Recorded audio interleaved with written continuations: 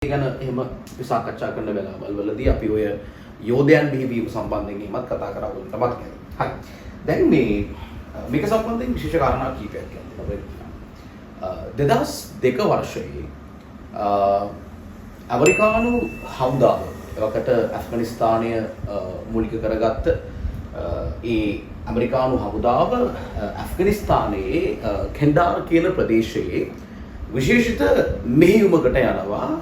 මට මතක විදියට මම මේක කියපු විදියට මට මතක හිටින්නේ මේ මොනවා හරි සේවා සැපයුම් මාර්ගයක්, ඒ කියන්නේ අනිත් කණ්ඩායමේ සේවා සැපයුම් මාර්ගයක් සොයා ගැනීමට හරි මොකද ඒ වගේ වැඩකට යනකොට මේ ටීම් එක ආයුධ සන්නද්ධව යන්නේ. ඔවුන් සමග තියෙනවා කමියුනිකේෂන් කරන්න පුළුවන් උපකරණක් තියෙනවා, කමියුනිකේෂන් ටූල්ස් උත් තියෙනවා මේගොල්ලෝ ගාව. නමුත් පැය කිහිපයකට පසු ඔවුන් පිටත් වෙලා පැය කිහිපයකට පසුව මොකද වෙන්නේ? මේගොල්ලෝ එක තියෙන සම්පූර්ණම සම්බන්ධතාවය බිඳ වෙනවා. සිග්නල් ඩවුන් එකකට යනවා.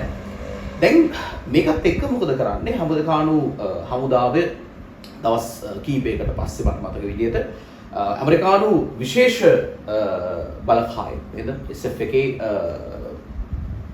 සොල්දාදුවන් පිරිසක් යවනවා මේගොල්ලන් සම්බන්ධයෙන් තොරතුරක් සොයාගෙන ඒම සඳහා. ඒකට තොරතුරක් වාගෙන එන්න දැන් මොන ස්පෙෂල් ෆෝස් එකෙන් යනවා. දැන් සාමාන්‍ය සොල්දාදුවන්ට වඩා ස්පෙෂල් ෆෝස් එක කොහොමද ස්පෙෂලායිස් වෙලා තියෙනවා මේ වගේ මෙහෙයුම් සඳහා. එතකොට ඔවුන් භාවිතා කරන අවි ආයුධ ලංකාව වගේම තමයි ඔවුන් භාවිතා කරන අවි ආයුධ අනිකුත් සාමාන්‍ය සොල්දාදුවන්ට වඩා ටිකක් විශේෂික ගණයේ දේවල්.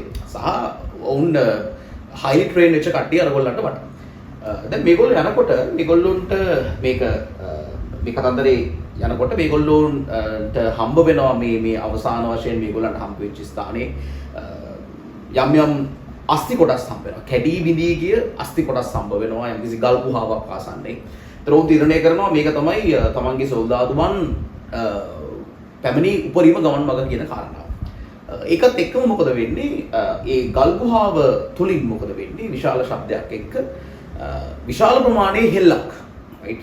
විශාල ප්‍රමාණයේ හෙල්ලක් එනවා. එතකොට මේක කෙලින්ම හමුදා සොල්දාදුවෙක්ගේ අඟපසවුරු කරගෙන යනවා.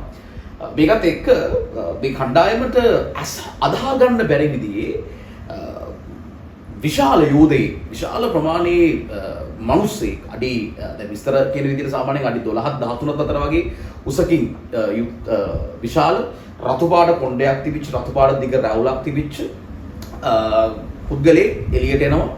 ඇවිල්ලා මේගොල්ලන්ට පහර දෙන්න පටන් ගන්නවා. ඒතර විනාඩි කිහිපයක් තුල තාමත් විශාල අවිබලයක් භාවිතා කරලා මේ යෝධයාව බිම වට්ටන්න, එහෙම නැත්නම් මරණයටපත් කරන්න මේ ස්පෙෂල් ෆෝස් එකට හැකියාවක් ලැබෙනවා. මේ කණ්ඩායමට හැකියාවක් ලැබෙනවා. ඔවුන් මේ පිළිබඳව ඔවුන්ගේ ඉහළ නිලධාරීන්ට වාර්තා කිරීම කරනවා. සහ ඒකේ ප්‍රතිඵලයක් විදියට හෙලිකොප්ටර්ස් දෙකක් එනවා. එකක් එනවා අර තමන්ගේ මිය ගියපු සොල්දාදුවාගේ බොඩි එක සහ ඉතුරු කොටස් ටික අරගෙන යන්න.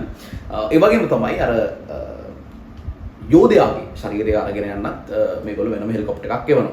ඊට පස්සේ ඒක අරගෙන ඇවිල්ලි ඉවරලා මොකද වෙන්නේ? C130 මම දන්නේ මම මතක විතර ඒ වගේ යානාවක් අර ලොකු මේ කාගෝ ප්ලේන්ස් තියෙන ලොකු ඔය හමුදාවේ මිලිටරි සල් පාවිච්චි කරන විශාල ප්‍රමාණයේ ගුවන් යානා තියෙන මේ ගුවන් යානාවක පටවනවා.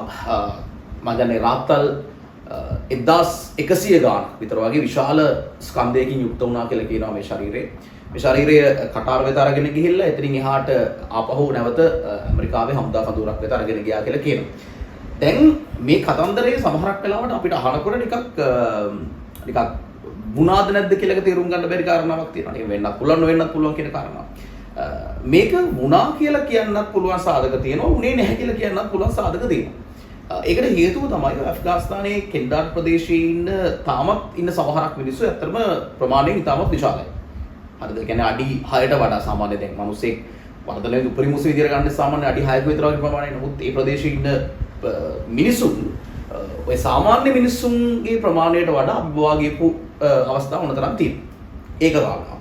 දෙවෙනි කාරණාව තමයි මේ මෙහෙයුමට සම්බන්ධ වුණ සොල්දාදුවෙක් සහ අර මම කියපු අර කාගෝ ප්ලේන් එක ඒක ෆ්ලයි කරපු ඒ ගුවන් නියමුවා පසු කාලීනව මොකද වෙන්නේ? අවුරුදු 16ක විතර පස්සේ දැන් මේක සිද්ධ වෙන්නේ 2002 විතර වර්ෂයේ. ඊට පස්සේ 2018 විතර වර්ෂවල මේගොල්ලෝ මේ හමුදාවෙන් ඉවතට ඇවිල්ලා මේගොල්ලෝ මේක සම්බන්ධයෙන් හෙළිකිරීම කරනවා.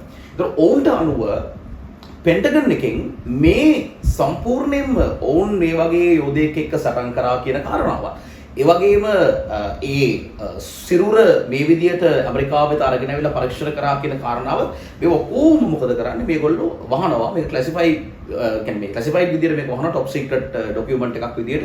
ඒතර හමුදා කට්ටියට කියනවා ඔයගොල්ලෝ මේක මේව කරගන්න එපා මේක එළියට ගිහිල්ලා කියන්න යන්න එපා කියන එක ඒගොල්ලොන්ගෙන් සයින් ගැනීම කරනවා. ඉතින් ඒ වගේ දේවල් තියෙනවා සාමාන්‍ය හමුදාවල මේ টপ සීක්‍රට් මිෂන්ස් තියෙනවා ළමයි. කියන්නේ ඔවුන් දිවුරුම් දෙනවා සමහරක් වෙලාවට මේක එළියට ගිහලා කියන්නේ නැහැ කියලා. නමුත් අර සොල්දාදු දෙන්නෙක් ඇවිල්ලා මේක කියනවා මෙන්න මෙහෙම සිද්ධියක් දැක්කා කියන කාරණාව. අදටත් මේක සම්බන්ධයෙන් මිනිස්සු හරි ඉන්ට්‍රස්ටිං. මිනිස්සු මේ දේවල් හොයන්න පටන් ගන්නවා. මිනිස්සු මේ දේවල් සමහරක් වෙලාවට සමහරක් කාරණාව විද්‍යාවෙන් අපිට පැහැදිලි කරන්න පුළුවන් වගේ අවකාශයක් ලැබෙන්නේ නැහැ. මොකද හේතුව තමයි ළමයි මේ වගේ දේවල් සම්බන්ධයෙන් අපිට පරීක්ෂණ රිසර්ච් කරන්න තියෙන අවස්ථාවන් ගොඩක් අඩුයි. ඉතින් අන්න ඒ වගේ එකක් තමයි මෙන්න මේ කෙන්ඩාර් ජයන්ට්. එහෙම නැත්නම් මේ කෙන්ඩාර් ප්‍රදේශයේ සිටු යෝධයා සම්බන්ධයෙන් තියෙන කතන්දරේ. ඉතින් ඕගොල්ලන්ට තව මේව හොයාගන්න පුළුවන්. නමුත් වීඩියෝ සාක්ෂි වගේ දේවල් ඔය ඕගොල්ලන්ට සෝෂල් මීඩියා වල YouTube වල වගේ දේවල් හම්බ වෙනවා. නමුත් ඒවා කිසි දෙයක් ඇත්ත නෙවෙයි. ගොඩක් දුරට ඔය AI තාක්ෂණයෙන් නිර්මාණය කරපු දේවල්. නමුත් මේ තොරතුරු යම් තොරතුරු එහෙම ඇත්ත.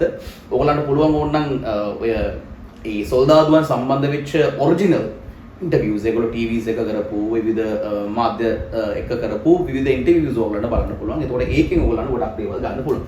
රයිට්. හරි අපි යනවා ඊට කොටසට. රයිට්.